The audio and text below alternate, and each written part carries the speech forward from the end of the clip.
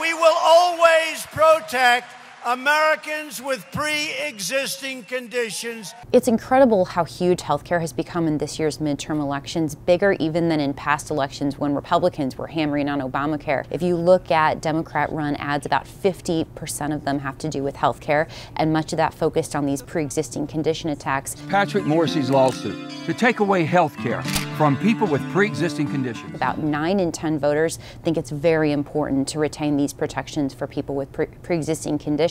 And it's politically toxic to look as a candidate as though you're not fully supportive of making sure that people with diabetes, with cancer, with other expensive conditions are able to access the care they need and are able to afford it. When you replace it, are you going to make sure that people with pre-conditions are still covered? Yes, because it happens to be one of the strongest assets. You're going to keep. The ACA created the protections for sick people who, prior to Obamacare, may not have been able to get accessible or affordable health coverage. And for years, Republicans vowed to eliminate Obamacare. I intend to speak in support of defunding Obamacare until I am no longer able to stand. Republicans are committed to repealing this bill and replacing it with common sense solutions. So all those people who have pre-existing conditions, you say we're going to get rid of this and then at some point we'll deal with it.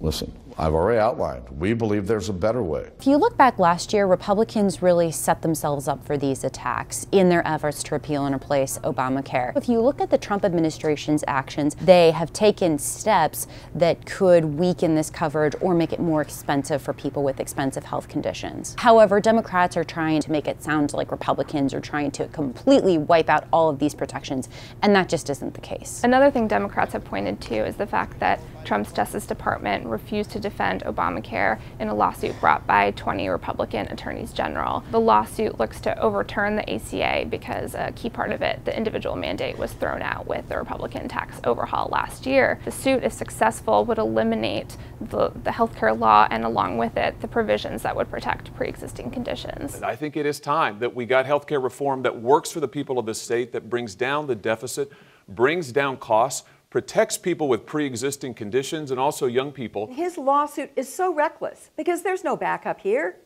There's no backup plan for pre-existing conditions if he's successful. Senate Majority Leader Mitch McConnell has suggested that Republicans could try to take another whack at the Affordable Care Act. It's a little bit hard to imagine that they would want to return to this issue because it played pretty poorly for them last year. Both of the health care bills they introduced were very unpopular with the public. The CBO said that they would actually result in fewer people being insured than under the Affordable Care Act.